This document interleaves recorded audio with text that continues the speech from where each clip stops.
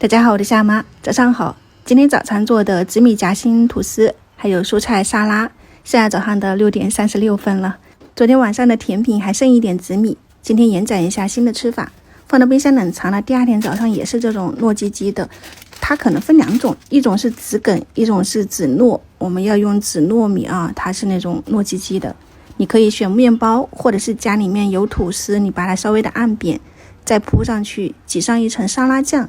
不喜欢沙拉酱的，你就用奶油或者是奶油奶酪搭配着夹心，要按紧一点，连在一起就不容易脱落。切开就是紫米夹心的吐司。如果用的那种长面包，一掰开也是很好看的。又或者是你想要吃双层的中间夹心，你就铺2层紫米了。就这样子，有时间可以试一下啊。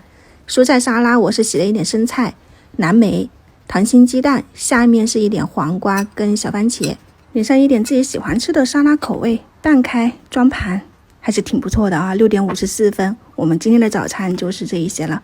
倒上一点牛奶，我们就可以开吃了。猛地一大早上起来，大家都有点懵，就吃点这种简单的吧。你们喜欢也可以去试一下。晚上再见，拜拜。